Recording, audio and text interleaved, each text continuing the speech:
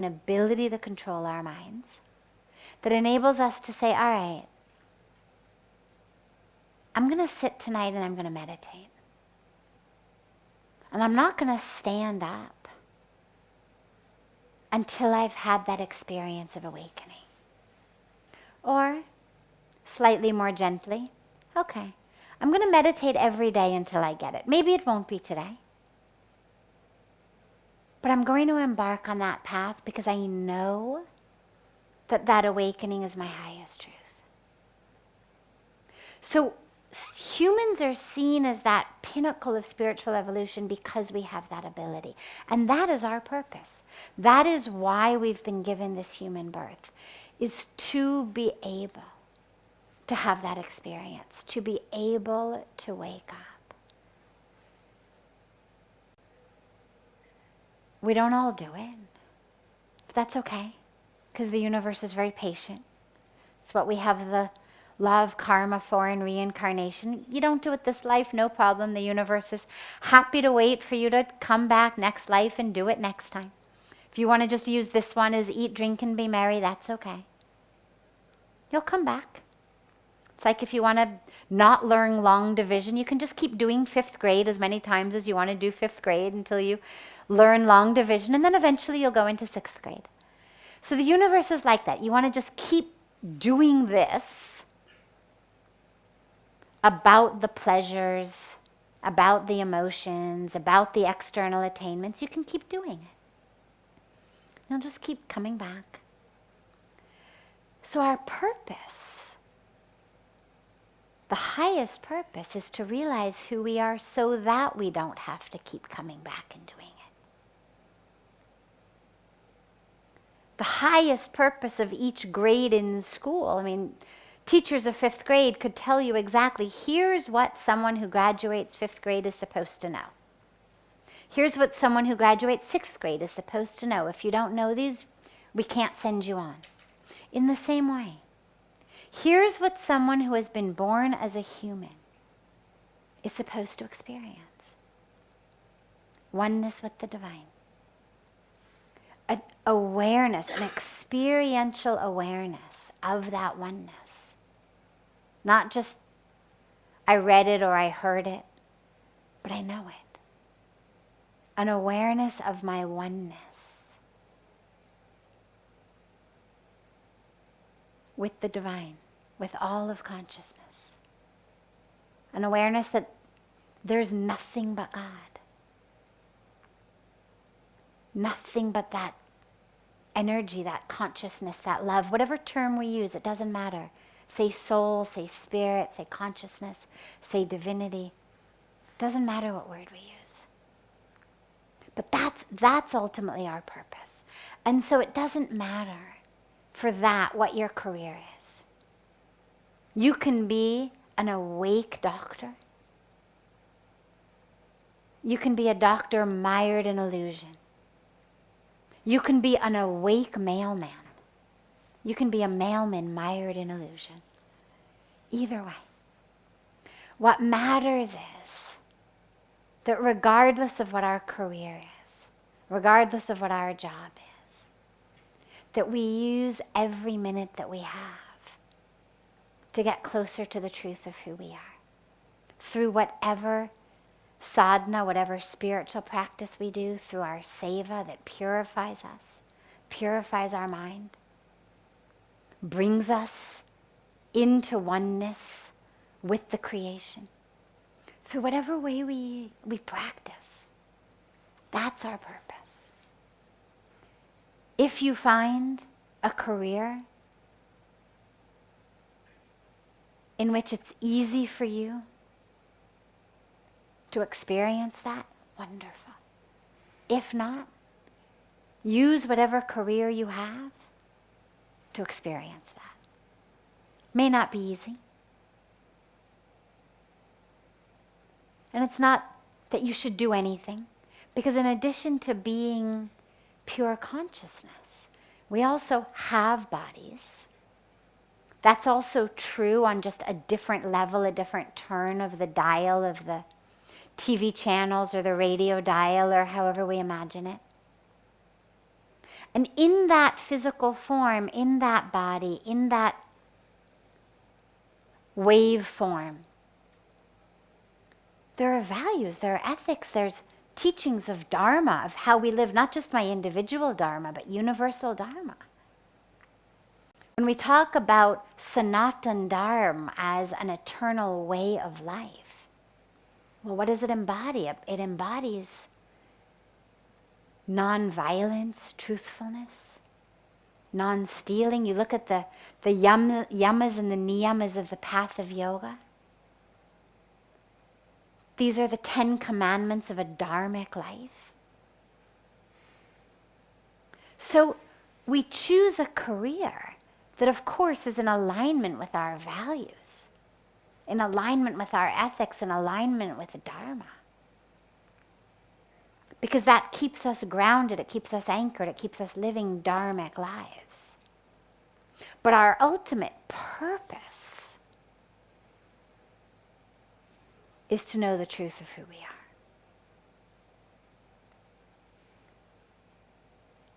And you can find it next year. You can find it 30 years from now. Or you can find it today. Because it's within you. It's not about the number of books you read or the number of courses you do. It's about going within and having that experience. And when we do, then we live that. And whether we live it as a doctor, or we live it as an engineer, or we live it as a school teacher, or we live it as a mailman, or we live it as a garbage collector, we live it in all of these.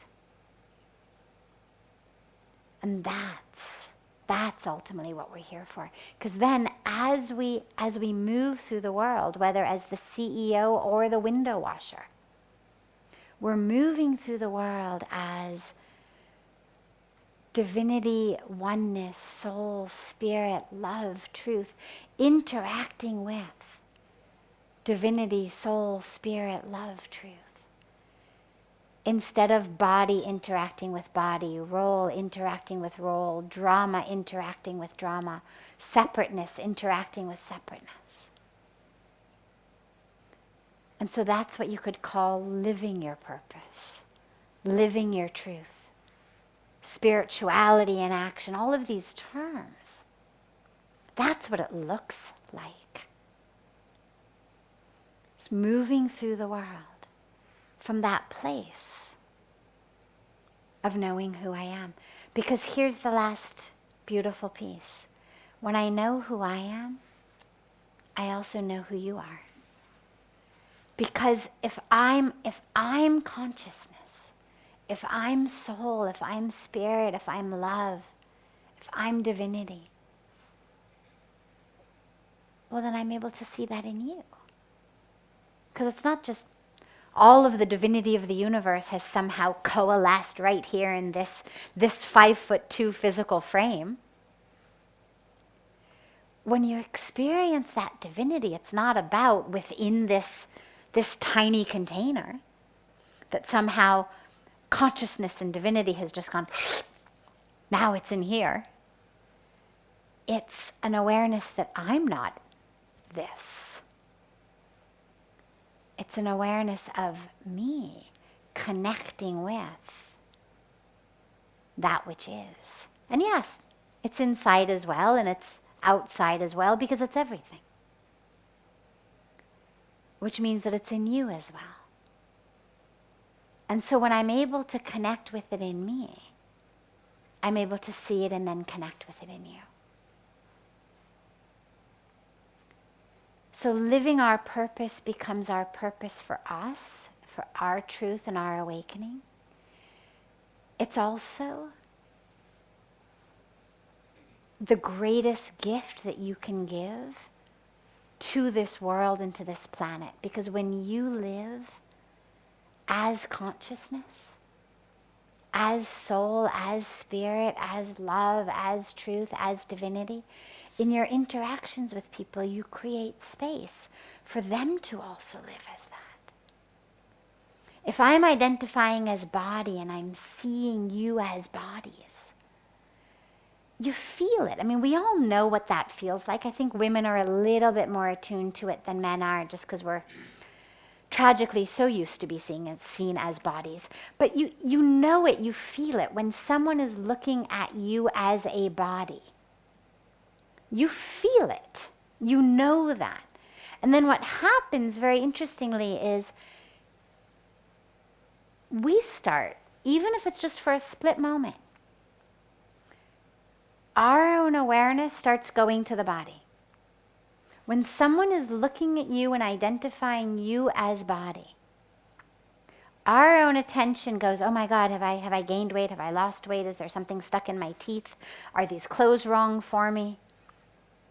Do I look fat? Do I look ugly? Do I look old? Oh my God, they must be thinking this, they must be thinking that. Whatever it is that our own mind games are playing, suddenly we are in the body. You don't know exactly what that person was thinking, but what you feel is, I'm being seen as body. And immediately our energy goes to body consciousness, role consciousness, physical identity consciousness. And the opposite is also true. When you are seen as soul, it creates a space for you to see yourself as soul. And so as we wake up, not only are we fulfilling our own purpose about our own awakening, our own enlightenment, our own truth, but we are actually doing the greatest service for the world, because we are literally creating the space into which those around us can experience themselves as soul, as truth, as love, which is an incredible gift to give another being. And the more that we live like that, automatically things like war, terrorism, poverty, climate change, suppression, I mean, all of this horrendous nonsense, unnecessary nonsense that we live with will go away, because it's all rooted in separation. It's rooted in objectification. And so that's our purpose for ourselves and also for our planet. And the good news is you can start right away. And you don't need anything. No special degree required, no special accessories required. Just you, right now.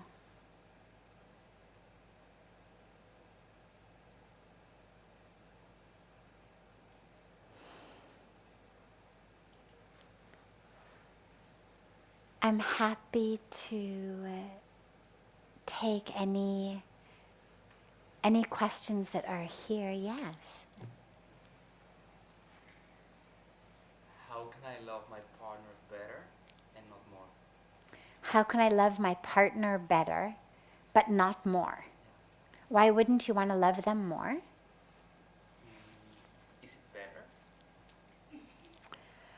Well,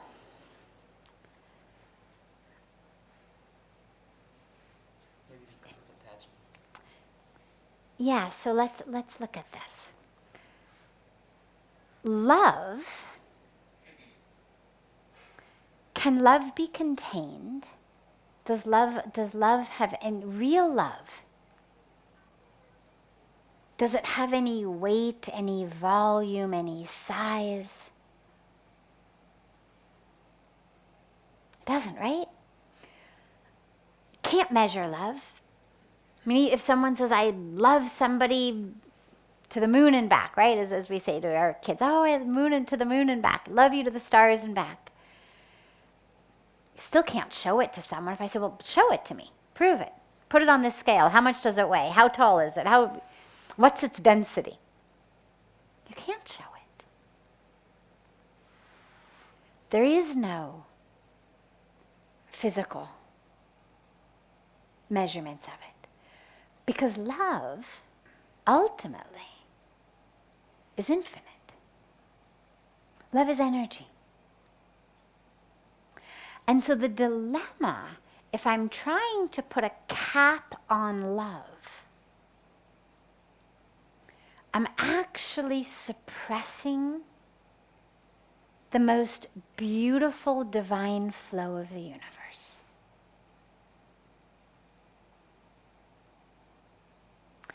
And so to love more is to love better. You can't love better without loving more. The goal of love is to love more and more and more and more and more and more and more. Now that's scary to a lot of people, which is why we ask questions like, how can I love better but not more? Meaning, how can we get along better? How can this relationship be better? But I still want to protect myself. I don't want to love too much because I don't want to get hurt, right?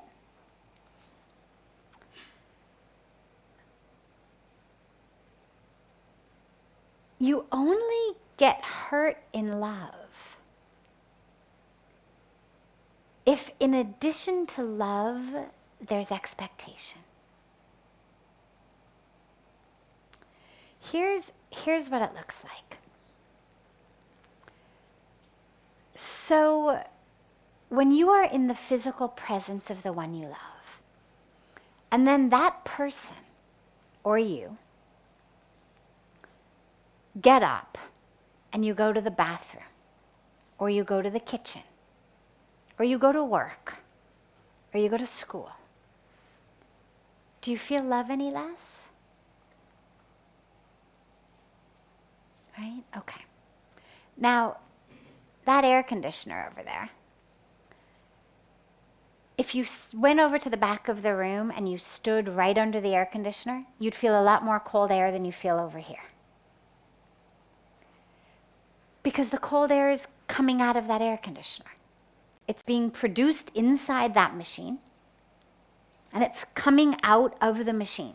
So the closer to it you are, the more of it you experience. You get all the way over here, we don't experience so much. You go out that door, go around the other side of the wall, you won't experience it at all. Because it's a product of that machine. If love were actually dependent upon, were a product of the physical presence or the behavior of your loved one, then when they no longer were with you physically, they're in the bathroom, you're in the bathroom, they've gone on a plane to California, you've gone on a plane to India, whatever it may be, you would feel love less. Like you feel cold air less. Get 10 miles away from that AC, you feel nothing. Get 10 miles away from your loved one, you still feel love, right? So where's that love?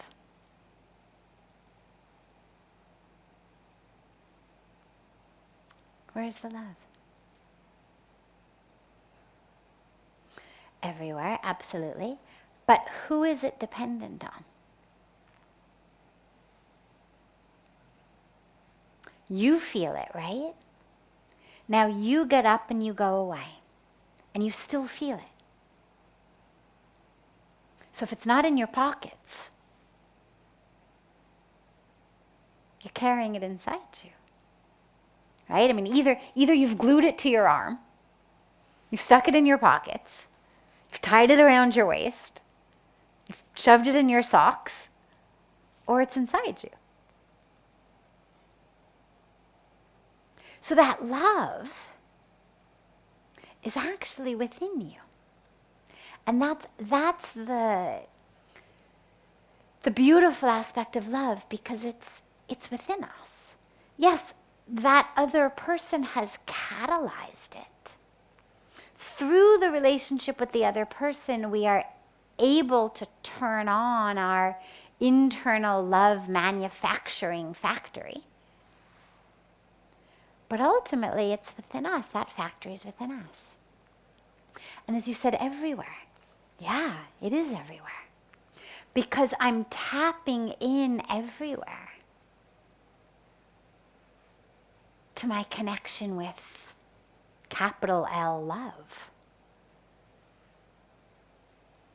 That consciousness, that experience of consciousness. You'll remember when I say, we can say soul, spirit, consciousness, divinity, love, truth. It's all that same energy. Whether we say soul is everywhere, spirit is everywhere, consciousness is everywhere, love is everywhere. But a particular relationship with a particular person helps us turn that on and helps us connect to it wherever we are. And what that means is you can never lose it. The person you love may not always do what you want. They may never do what you want. But that doesn't mean that you lose love. Hurts the ego. Hurts our drama a lot. Why can't you just? Don't you know I just need you to do this? And we get all wrapped up in our drama. If you loved me, you would do that.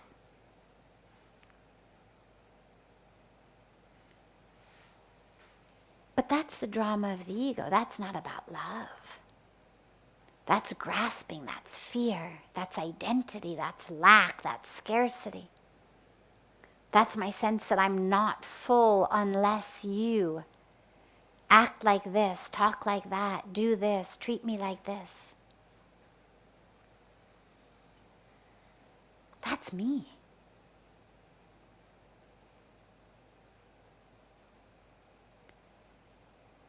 So love. Love better by loving more and more and more and more, but know that that love is within you. And yeah, you'll get hurt. Maybe by this person, maybe by someone else. It's kind of the package deal of life. It's like when kids get up and they learn to walk. Yeah, they're going to keep falling. They go up, boom, up, boom, up, boom. Right? And what's interesting is, as parents, there's an interesting aspect of psychology when kids fall. If they fall, and as the parent we go, oh my God, are you okay? Oh my God. Suddenly, what does that kid do? Parents here, what do? They cry, right? And if when the kid falls, we go, oh, boom. Yeah, get up again. They get up again. And so it's about how we react. In the same way in our lives, not to minimize our relationships, not to minimize what we go through, but to simply realize that in the same way for a child, their tears over a fall are due to the drama they internalize from us. If we give them the drama of our fear, they'll internalize it, they'll cry. If we spare them the drama of our fear, and we bring them into play, they'll play. And in the same way, as we go through this human existence, this human package, this human drama, we're going to fall. We're going to get hurt. We're going to fail. We're going to lose things. Things we want to happen won't happen. Things we don't want to happen will happen. Welcome to life.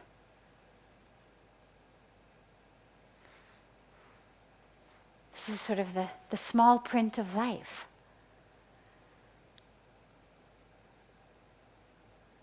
But the beautiful aspect of that is we can take it either way. We can take it either as this incredible drama of fear and lack, terror, grief, or we can take it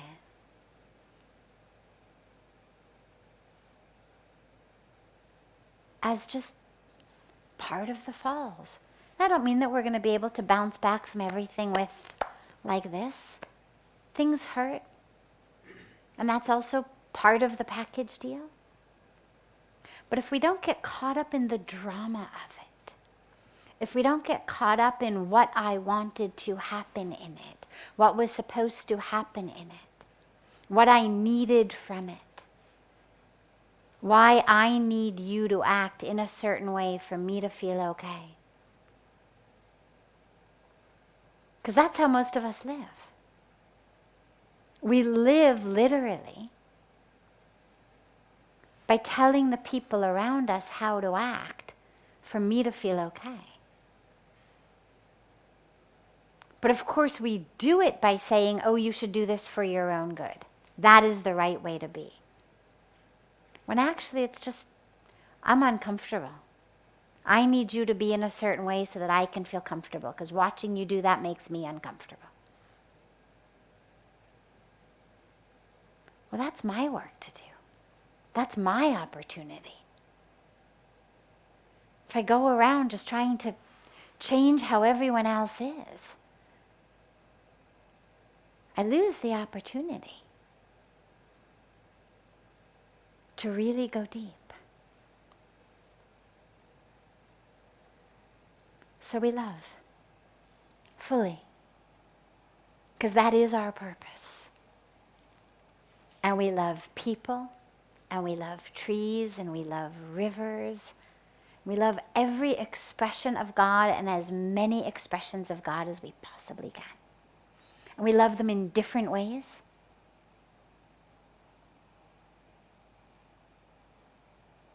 But we love them all knowing that through love,